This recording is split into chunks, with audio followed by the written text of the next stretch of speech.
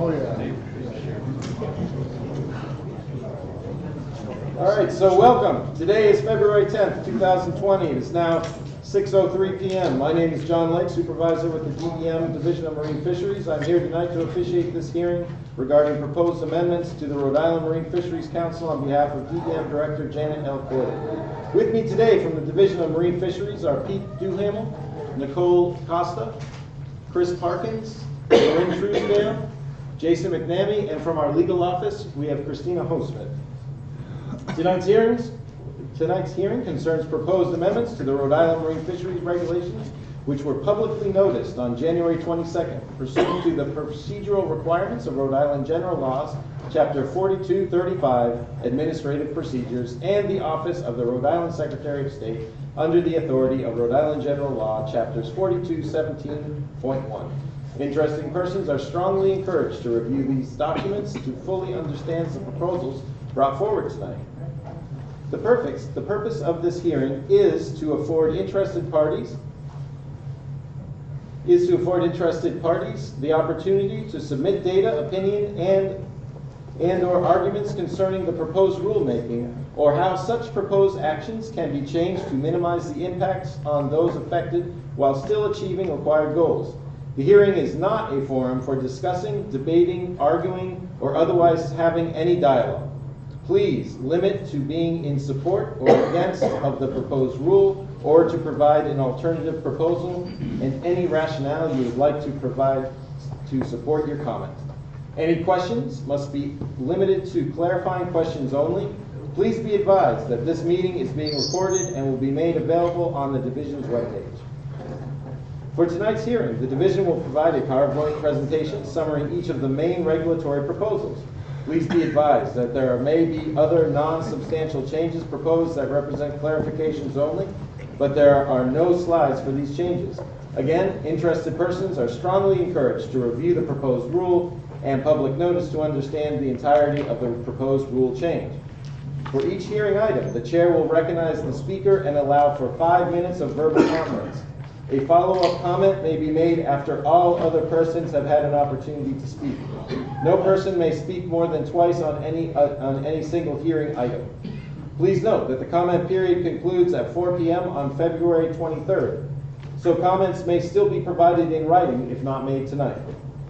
Contact information to submit comments in writing is provided with the public notice.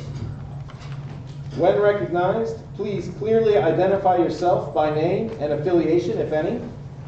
If desired, provide a written copy of your statement. If comments are extensive, it is strongly encouraged that comments be provided in writing in order to assure that the record is clear. Once again, the public comment period will conclude at 4 p.m. on February 23rd. The record of these comments made at the hearing will be provided to the Rhode Island Marine Fisheries Council for consideration at their meeting on March 2nd, at which time the Council will provide a recommendation to the Director on each item. The Director has the option to either file the rules and regulations with the Secretary of State as is, file the rules and regulations with minor changes, or make additional amendments to the rules and regulations and hold a public hearing. If filed, rules become effective 20 days after filing and have the effect of law. Prior to hearing your comments, the following exhibits are noted for the record. Here, Exhibit 1 is a copy of the public notice proposed rule that was filed within the Secretary of State on January 22nd. Exhibit 2 is a summary of the proposed rule. Exhibit 3 is a copy of the opening preamble. Exhibit 4 is a copy of the slide presented at tonight's hearing. Exhibits 5 for 22 are written comments received as of 4 o'clock today. Please note that for the sake of time, the audio record will only reflect the name of the person making the comment and general topic of the comment. All comments are public record and may be reviewed, and will also be included in the Rhode Island Marine Fishery Council's meeting material. Exhibit 5 is a comment from and I apologize if I butcher some names. Exhibit 5 is a comment from Mr. David Collins regarding recreational striped bass management. Exhibit 6 is a comment from Mr. Andrew Colucci regarding recreational striped bass management. Exhibit 7 is a comment from Mr. Vincent Rizzo regarding recreational striped bass management. Exhibit 8 is a comment from Mr. Paul Wagner regarding recreational striped bass management. Exhibit 9 is a comment from Mr. George Baldwin regarding recreational striped bass management. Exhibit 10 is a comment from Bill Barber regarding recreational striped bass management. Exhibit 11 is a comment from Mr. Bo Christensen regarding commercial striped bass management. Exhibit 12 is a comment from Mr. David Fuster regarding commercial striped bass management. Exhibit 13 is a comment from Mr. Greg Renzulli regarding commercial striped bass management. Exhibit 14 is a comment from Bill Barber regarding commercial striped bass management. Exhibit 15 is a comment from Mr. Joe Macari regarding commercial striped bass management. Exhibit 16 is a comment from Mr. Joseph Papa regarding commercial striped bass management. Exhibit 16 is a comment from Mr. Kenny Landry regarding commercial striped bass management. Exhibit 18 is a comment from Ms. Lee Papa regarding commercial striped bass management. Exhibit 19 is a comment from Mr. Mike Lanning regarding commercial striped bass management. Exhibit 20 is a comment from Mr. Mark Scherer regarding commercial striped bass management. Exhibit 21 is a comment from Mr. Steve Colton regarding recreational striped bass management. Exhibit 22 is a comment from Mr. Sean Moreski regarding commercial tautog management. And Exhibit 23 is a petition submitted by Mr. Bo Christensen regarding commercial striped bass management, signed by several commercial striped bass fishermen. So we're going to get to the slides, but just again, I just want to, in very simple terms, say we've got a lot of controversial issues here tonight. We've got a big crowd. Please try to keep your comments concise and either in support or against or alternative to the proposed options. Also, let's try to be civil. Let's let everybody talk. Don't interrupt each other so the record can be clear on the recording. So why don't we get going with the slides? The first item up for comment is Black Sea Bass 2020 Recreational Management. There have been no amendments proposed, and status quo is the only ASMFC compliant option for 2020. I'll hear any comments on 2020 Recreational Black Sea Bass Management. Rich. Rich Hittinger, recreational fisherman. I just want to make a comment. I understand that the reason that we're keeping the season the same as last year is because of the issue with the MRIP numbers, and if we started to change, there might be a problem. But as soon as possible, I urge that we consider earlier opening for black sea bass, because the large black sea bass that are around near shore early in the season, as early as mid-May, really those should be available through some mechanism in our regulations in the future. I understand that it may not be able to happen, it cannot happen for 2020. I would like to see it happen for 2021. Thank you. Recreational black sea bass comments in the back. That slide right there is not for black sea bass. Oh, geez. Thank you. Thank you for that. Sorry about that. Let's try that again. Recreational black sea bass comments.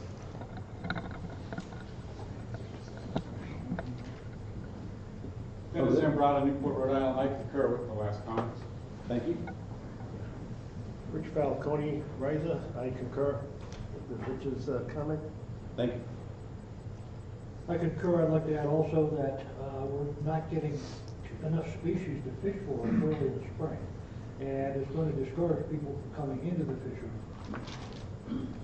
So there's going to be no growth in recreational fishing, and that's a serious loss of income to the state. Thank you. Good name, sir. Oh, thank you. Doug McPherson. Thanks, Doug. Any other black sea bass comments? All right, moving on. All right, now we're on to Scup 2020 Recreational Management. No amendments have been proposed. Status quo is the only ASMFC compliant option for 2020. Any comments on recreational Scup management?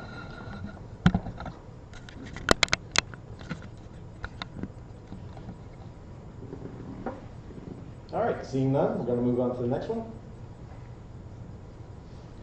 Summer Flounder 2020 Recreational Management.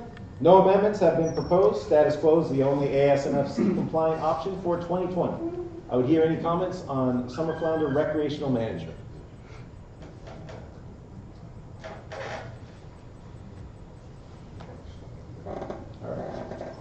Seeing none, I'm going to move on to Summer Flounder 2020 Commercial Management Aggregate Possession Limit. And I just want to really quick offer a little bit of clarification off the bat here, just about why you're seeing this. As some of you might recall, we already went through this process to go to change from a 2-week to a 1-week possession limit. After we had gone through the public hearing, Rhode Island Marine Fisheries Council and director decision, we actually received a fair amount of negative feedback to the change that we made, with a overwhelming request to go back to the 2,000 pounds per vessel per bi-week. So we actually were able to use our possession limit authority to make that change for this season.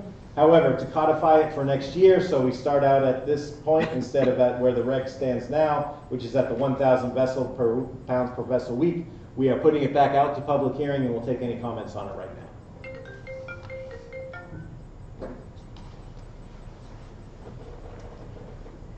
All right, seeing none. All right, we're going to go on now to Striped Bass 2020 Recreational Management. One thing I want to say is there have been a few new bits of information since the workshop. Some options are no longer viable, and I'm actually going to turn to Jason McNamee, our chief, to give an explanation of that. Thank you, John. It's McNamee. How long have we known this? So we just wanted to give you an update. We had the Atlantic States Marine Fisheries Commission last week. Seems like longer. It was just last week. And it was an interesting meeting. So originally at the workshop, what folks had reviewed and what got a lot of positive comment at the workshop was a couple of regional options that we had developed. Well, during the meeting, the regional options, these were between Rhode Island, Connecticut, and New York. Those regional options were taken off the table, so that's why you see up on the slide that the regional option is now gone. We were able to maintain our state-specific conservation equivalency proposals, so those are up there. Those are Rhode Island-specific proposals, and they are viable options for us. And there's also still the option of the coastwide measure, which is the 28 to less than 35-inch slot. So that is up there as well. So we just wanted to clarify for you that some decisions were made as far as what were viable options. Rhode Island came out of the meeting with a little more flexibility than some other states. And so we have, I think, 3 viable options that you can comment on. So when you make your comments, please refer to the options that are up there. We don't have the opportunity to do the regional option that we thought we had earlier. So that's it. All right, I would take any comments. I'll start with Dave in the front. Actually, just a point of clarification. Connecticut and New York and Massachusetts, have they set their limits yet? In other words, will we be in conflict, or are they at 28 to 35? My understanding is they haven't set their limits yet. They're still, maybe some of them have, but. Yeah, so thanks, Dave. Good question. So nobody has set their regulations yet as far as officially on the books. However, what states? So Massachusetts, Connecticut, and New York, is that the state you were interested in? They all came out of that meeting with only the coastwide option. Their CEs were either withdrawn by the state themselves, or like in the case of Connecticut, their only viable options for conservation equivalency were the regional ones.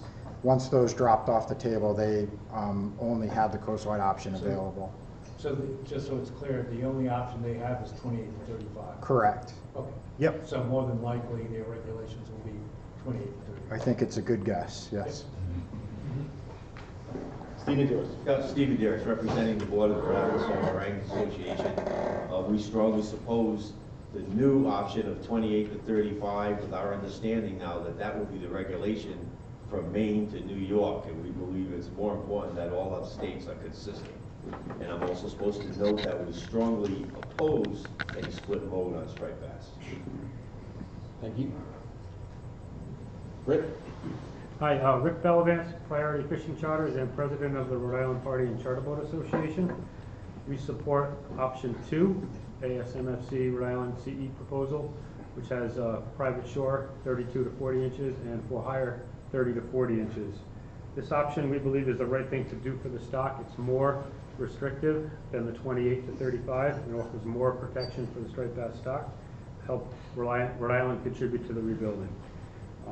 We also believe that it protects what's left of the 2011 year class and also the strong 2014 year class that's coming up by increasing the minimum size a little bit.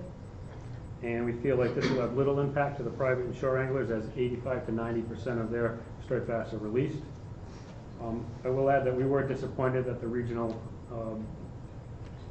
measures that were proposed were not accepted by the board, and we appreciate the effort of our commissioners to try to work that through. They weren't successful, but it was a valiant effort, and I want to point them out as doing a great job and sticking up for Rhode Island.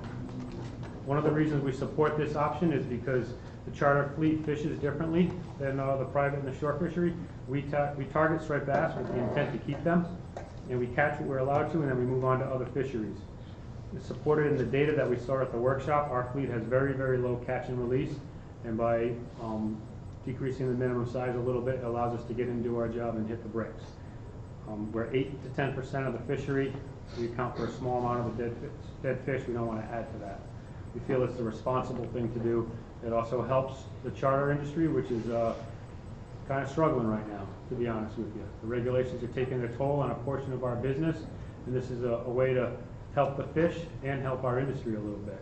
We have a historic presence in here. Our association was established in 1962, been around a while. We're fabric of the community, and we think it's worth exploring an option that helps us a little bit in time of need.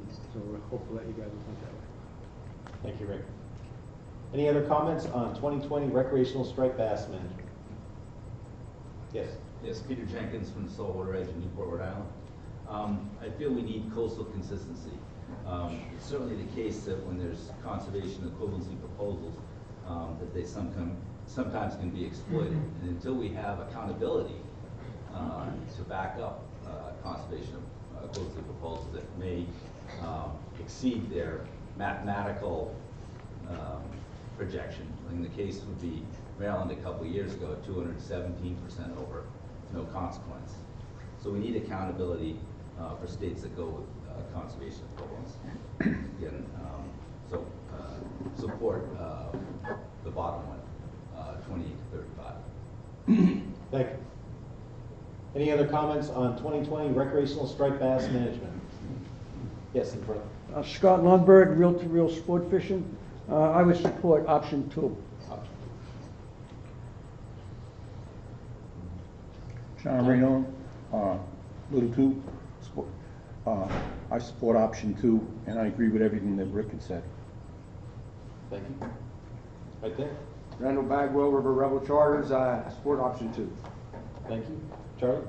Paul Johnson, Carroll State Charters, I support option 2. In the back. Brian Bacon, Big Game Sport Fishing, I support option 2. I'm going to go here, then there. Yeah, Dennis Zambrata, Newport, Rhode Island, surfcaster. I support option ASFMC Addendum 6, 28 to 35. The reason is, Block Island is ground zero for consistency and enforcement. We need to be on the same page with other states. Option 2, to me, puts surfcasters at a disadvantage. I mean, it's hard enough for us to catch a 28-inch fish now. Boosting us up to a 32-inch or a 30-inch fish is even more difficult. 28 to 35 would be fairer for everybody involved and make enforcement a lot more efficient. Thank you. Thank you.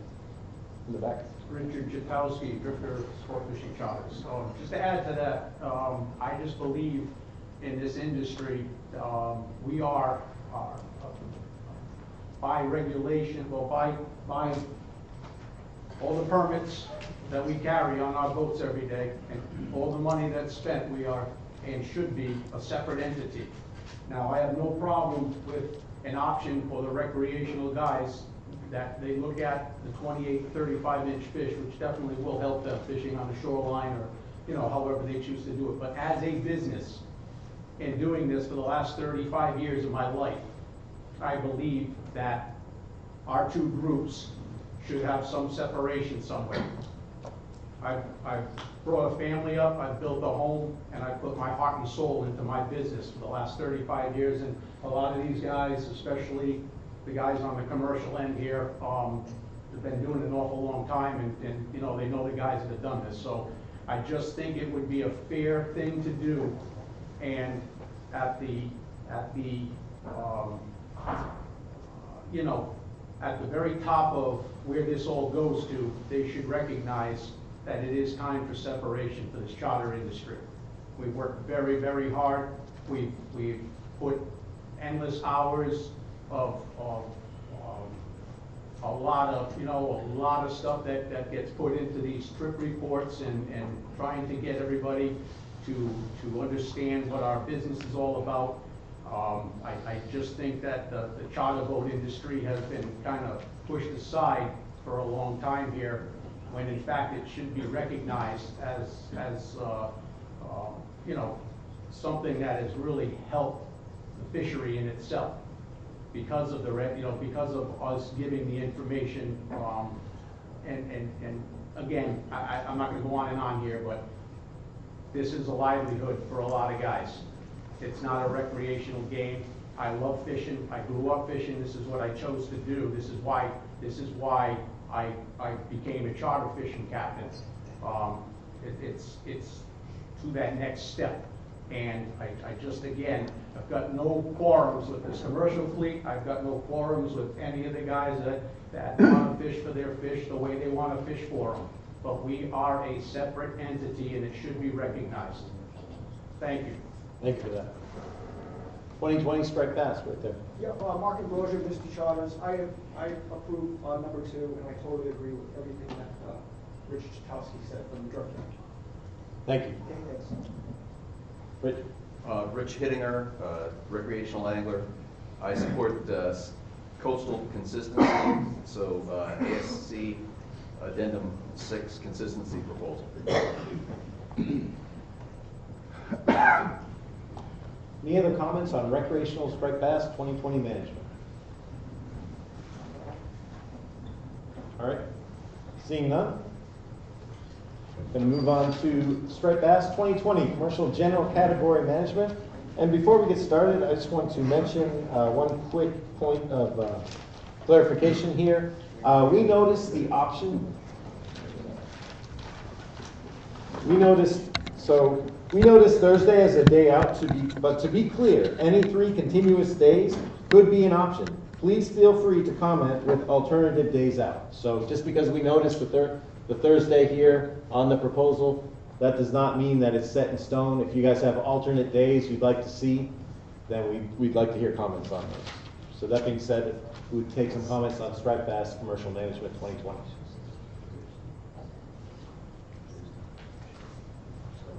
In the back. Joe Papa. I'm in favor of changing that, getting rid of the Sunday fishing and moving it to Monday through Thursday. It gets very crowded in the bay on Sundays. It gets very hectic. We don't have any problem with the recreational fleet. They can have their whole bay to themselves on the island, wherever they fish, but it gets really crowded on Sundays. Not only recreational fishermen, but there's recreational boating going on. It gets very hectic. Not only that, but Sundays are a family day for family people. A lot of that relatives are working Monday through Friday. They have Sundays off. Imposing a Sunday day for fishing would rob us of 50% of our family time. It's very important. None of that, it's church. It's a lot of things on the weekends that we just prefer. And this is just my own opinion, but I have talked to a lot of commercial guys, and they've all kind of agreed with me that they don't want to fish on Sundays. They'd rather have it Monday through Thursday. Thank you. Thank you. Right there. Yeah, Joe McCary, commercial fisherman, market fisherman. I sent in a proposal to Peter, and basically it was the replicated option 1 with the behest of changing it from the closed days from Thursday, Friday, Saturday, and making closed days Friday, Saturday, and Sunday. And then everything the same, like Joey said. You know, Sunday is a day, it's crowded on the bay, you know, we've already got user conflicts between different groups of fishermen, between recreational, charter, commercial, surf, you know, and you know, we treat this as a job, you know, Monday through Friday, whatever.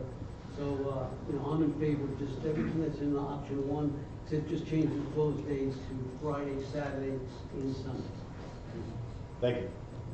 Right there, then I go top. John Monte Wakefield, I support option one. Thank you. Gotta go top. I support Joe Parker's Friday, Saturday, and Sunday closure of commercial. Do you mind saying your name for the record? Rick Minor, M-I-N-E-R. Thank you. Gotta go in the back row and then in front of you. Yep. Gregory Zuli, commercial fisherman. I support Joe and Papa and Macari. Option one, replacing Thursday with Sunday. Thank you. Yeah, my name's Mike Papa. I also agree with Friday, Saturday, and Sunday to be closed commercially. Thank you. In the back row again, then we'll go to Bob. Alan Dunkley, I agree, should be closed Friday, Saturday, Sunday. Sundays should not be for commercial fishing, it should be for family time. Thank you. I agree with option number one, except that I'd like to see the 70/30, like it's been traditionally, and if that's not possible, maybe just run the season straight through. That would be something that should be considered. If that would be easier for the state to keep track of what's going on when it gets towards the end. Taking Sundays off, because I have a lot of people that agree with that, and I support that one. Thank you. Right there, sir. Frank Pascal, I support option one.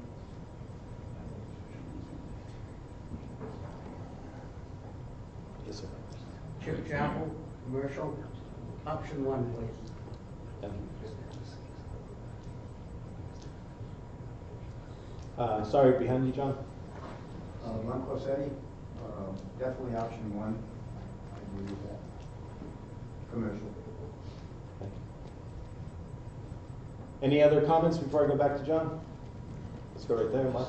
Mark Scherer, option one with Sundays closed.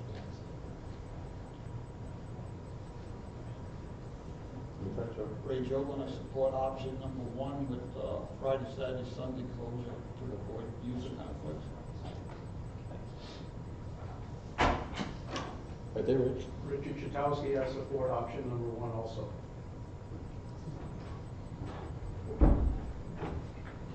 All right, we're going to go back to John. I just wanted to say I support option one, but I'd like to see Sunday closed.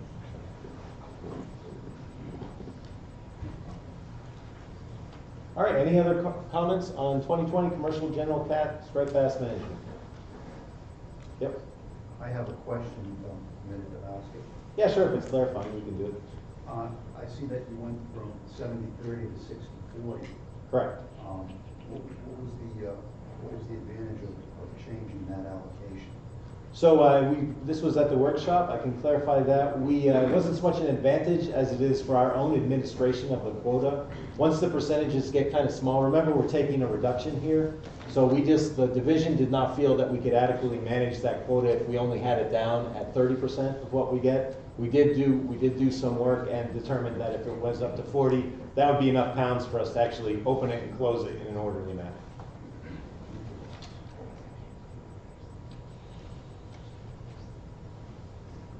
All right, any other comments? Seeing none? Let's move on to Striped Bass 2020 Commercial Floating Fish Trap Management. No amendments have been proposed. Any comments on floating fish trap commercial management for 2020?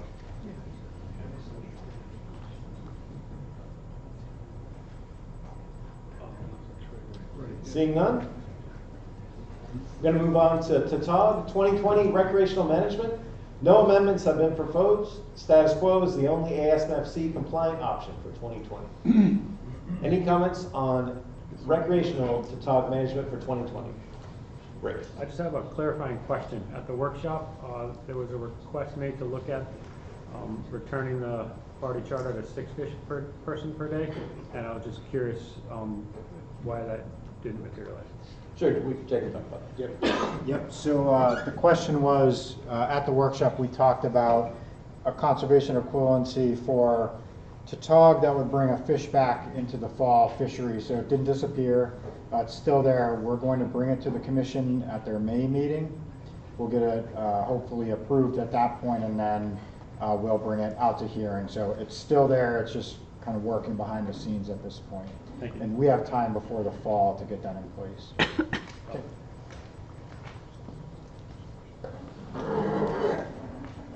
Any other comments on recreational Tautog for 2020?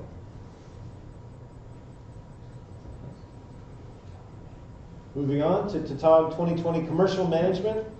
We have 2 options that we've noticed here, and the difference is how much allocation goes into the sub periods. Any comments on Tautog commercial management? Ken? Ken Murgo, commercial fisherman. I support option 2. John, there was a hand down. Oh, I didn't see over there. Bob Raymond, I'm just curious about hearing stuff about tags on Tautog and things like that. Is that all part of these options? So that's a reg that is in effect now. It's going to be for this year. I'll be happy to talk about it more after the meeting and get a whole tagging program rolling out, sure. Implementation of the tags and all that, and hand it out. Yeah, we'll be giving them to fishermen, and we'll have a whole roll out.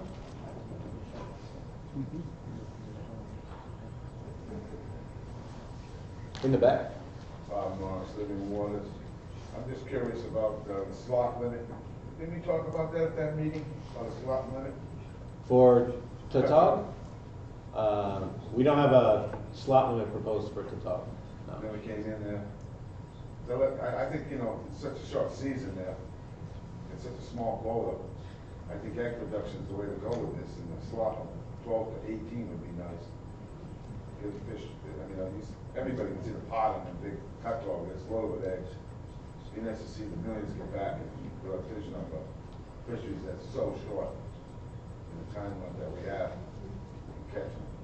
And I think it would help the guys with the fish pots. They have a longer season. Thank you. Any other commercial Tautog comments? Joe, and I'd like to go in support of option number 1, please. Over on the side. Brendan McGonigal, option 2. Thanks. John? I support option 1. Thank you. Ken? Ken Booth, option 1. You, sir? Frank Pascal, commercial, I support option 1.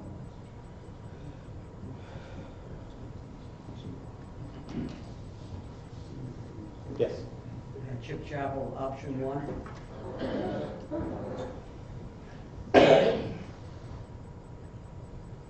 Any other comments for commercial Tautog 2020?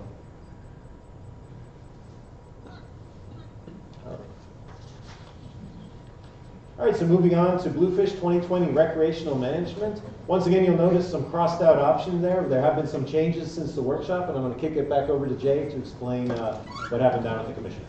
Yep, so again, from the commission meeting last week, we had attempted, and we brought to workshop this conservation equivalency option, but as we worked through the analytical process, long story short, this conservation equivalency did not end up working, and so that CE proposal was not approved by the commission, so we are left with the one option which came out of the Mid-Atlantic ASMFC joint meeting about a month ago. So the CE is not a viable option now, only the top option is. So that being said, any comments on 2020 recreational bluefish management? Yes. Yes, sir. Dennis Embrod, Subcaster, Report, Rhode Island. The bluefish, I mean, I hate to say this, but I have a problem with split modes. I don't know if that's forced on us by ASFMC, but the way I look at it, you've got a shore person that is on a dock, can take 3 bluefish, snappers. But you got a guy that can pay $400 for a charter if you take 5. There's something wrong with this picture. Split the difference and go 4 fish a day for everybody, or something like that. You just can't keep shortchanging the guy that doesn't have any for somebody that, I understand we're trying to help the for hire industry, but you've already made it easy. You get a person that can take 5 bluefish a day that he doesn't even have to buy a license if he goes on a charter boat. But the guy that has a license, that has to buy a license, to fish on a dock, can only take 3. Something's wrong with this. I just wanted to point that out. Thank you. Rich? Thank you. So, sir, this is to you again, that license that we're talking about. The recreational angler can go on the computer and buy himself a license for $7.50. In this piece of paper right here is all the credentials that I carry on my charter boat, okay? And for whatever it's worth, if you wanted to sit here and add it up, it's a lot more than $7.50, okay? On top of it, worrying about a bluefish for either user group, to me, makes no sense at all, because our parties, most of them are not really interested in, and we are only actually catching and keeping a few fish for them once in a while. It really shouldn't make much of a difference, but it is an option for us because we've been so constricted on our fisheries in the last 5 or 6 years that I just get tired of it with all the different user groups. You guys, we're all here for one thing. We're all here to catch fish out of this ocean. Supporting one another would be the best way to go. We'd probably get a hell of a lot more done. There's just no reason for it. There's no reason for the striped bass. I mean, we are a charter boat business. We are a viable business in the state of Rhode Island. I bring, and I stopped at bringing all my permits with me tonight, you guys, okay? But I was going to bring 35 years of my charter books with me, which would take a couple of boxes. And if I opened up them charter books and you took a good long look at how many people come and fish on my boat and spend money in this state, which not only supports all the businesses around here, it's supporting the industry itself for all of us. I wish everybody could please get on the same page here. We're not against anybody. This charter industry is not against anybody. We shouldn't be looked at as a bunch of people that are out to take more than somebody else. It's a business. It's what I do for a living. You guys all have your livings. A lot of you are retired. You've got a nice pension coming in. I've got nothing against that. You want to come fish next to me? That's fine. We get along together. But please, please take notice to this charter boat industry. It means a lot to the people that are in it, which there's really not a lot of guys in it. There's not a lot of recruitment coming into the fishery because of the pressure that's on it. Let's just work together, you guys. Let's work together. It makes the most sense in anything. Working together will get you a lot further than everybody wondering about what they want to catch and what's going to benefit each user group. Give us a little break. That's all I'm asking here. I know for one thing, again, I put my time in. I'm not going to go down without a fight, and I really believe that I deserve it. I've been doing this a lot longer than a lot of you guys have been, and I'm not saying this negatively, but where these striped bass are, where these fish are, we've been at that a long time. A lot of these newer people have come into it and learned it through what we do. I'm great with that. I'm willing to give anybody advice. I'm willing to help anybody out that I can. Just let us do our thing, is what I ask.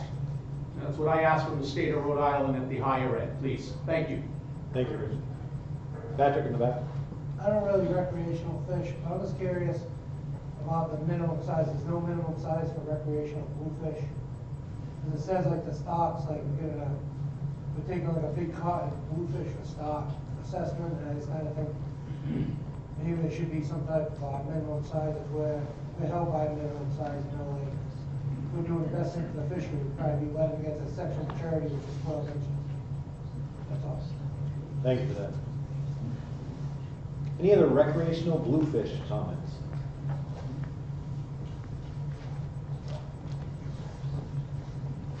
All right, moving on. All right, so the next item is monkfish for 2020, commercial management. We have one notice proposal. Any comments on commercial monkfish? Go to Greg. A clarification question, were we gonna talk about the, an aggregate limit for monk? This is the, so this is 4,900 pounds of tail weight per week. So yeah, it's a weekly aggregate. Okay, what was that based on? How did we get that number? This is 7 days times the 700 pound federal limit. Okay, terrific. I couldn't really see the slide that well, but okay, that being noted, I'm in favor of that.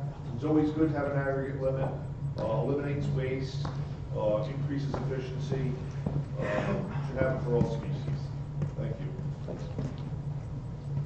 Pat? I absolutely agree with what Greg said. And I greatly appreciate if we could get all on board and all commercial fisheries have weekly limits. It's much more easier, safer. It's a good thing. Thank you. Any other comments on commercial monkfish for 2020? All right, seeing none. The last one is for State Waters Commercial Skate Wing Management. We have two proposals. We have a notice proposal and an alternative option that was not noticed. Any comments on the skate wing management? Yes, Patrick. I'm in favor of raising up to 35,000 pounds of wings a week. The bottom on that, I'm in favor. Thank you. Thank you. Great. Yeah, I'm also in favor of option 2, increasing it. If you look at Rhode Island history, I mean, when we were wide open, we catch a lot of skates, and then we were limited. And I mean, our landings went way down to nothing. This is sort of a compromise to give a little back to fishermen, which is always good. Might add. So what's his record area look like? Thank you. Any other comments on the commercial skate management for 2020 in state waters? All right. Well, seeing none, since there are no more further comments to be presented at this time, on behalf of the Department of Environmental Management, I would like to thank you for attending and for your comments. At this time, I declare this public hearing to be closed.